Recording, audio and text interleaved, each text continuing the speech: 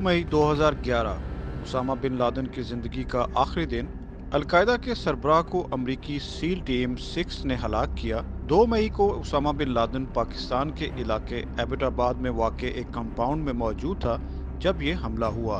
Usama bin Laden को कत्ल करने का ये लम्हा अमरीका की किसी भी शख्स को तलाश करने की सबसे महंगी और तवील कोशिश के बाद आया था।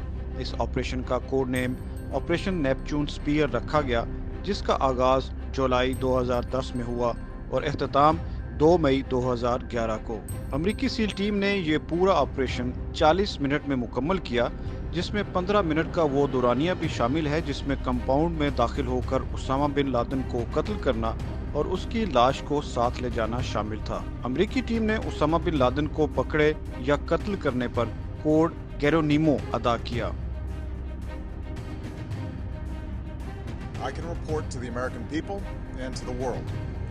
The United States has conducted an operation that killed Osama bin Laden, the leader of Al-Qaeda, and a terrorist who's responsible for the murder of thousands of innocent men, women, and children. Osama bin Laden की लाश को Chinook helicopter के जरिए बहरे अरब में मौजूद अमरीकी बहरी बेड़ा कार्ल विंसन पर ले जाया गया, जिसके बारे में वहां पर मौजूद सैकड़ों फौजी एहलकारों में से चंद ही को मालूम था। इस बहरी बेड़े से ही अलकायदा के सरबराह की लाश को बाद में समुंदर पुर्द किया गया, लेकिन इस अमल पर कई सवालात खड़े हो गए, जैसा कि इस सारे अमल की कोई तस्वीर या वीडियो जारी क्यों नहीं की गई। उसामा बिन लादेन की लाश को समुंदर में फेंकने की बजाय दफन क्यों नहीं किया गया, और उसामा बिन लादेन की लाश को आबाई मुल्क यानी सऊदी अरब के सुपुर्द क्यों नहीं किया गया।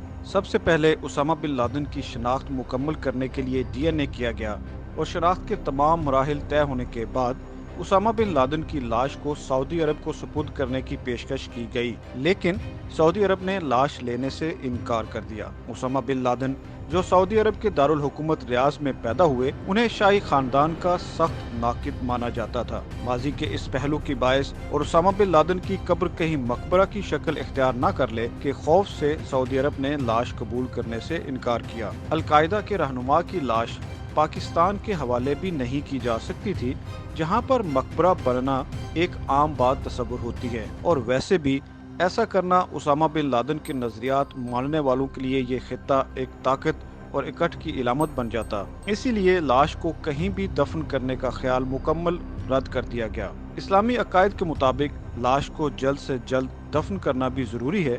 इसी वजह से लाश को समुंदर बुर्द करने का फैसला किया गया और एक इतला के मुताबिक सऊदी अरब ने ऐसा करने की मंजूरी भी दी। फिर उसामा बिन लादेन की लाश को इस्लामी अकायद के मुताबिक गुस्ल देकर कफन पहनाकर एक प्लास्टिक बैग में डालकर समुंदर बुर्द किया गया। लाश को बहरे अरब के किस मकाम पर समुंदर में फेंका गया, ये भी इंतहाई खुफिया रखा गया। ताहम इस सारे अमल के दस्तावेजी सबूत जमा किए गए, लेकिन इनमें से कुछ भी आज तक मंजर आम पर नहीं लाया गया। हत्ता कि कई तंजीमों की जानिब से फ्रीडम ऑफ इंफॉर्मेशन एक्ट के तहत इन दस्तावेजी सबूतों को मंजर आम पे लाने की दरखास्तें की गईं, मगर अमरीकी रियासत और ना ही अदालत की जानिब से इसके हक में कोई फैसला आया। अलकायदा ने 6 मई 2011 को उसामा बिन लादेन की हलाकत की तस्दीक की, जिसकी हमास, तालिबान और अखवानुल मुस्लिमून की जानिब से शदीद मजम्मत की गई।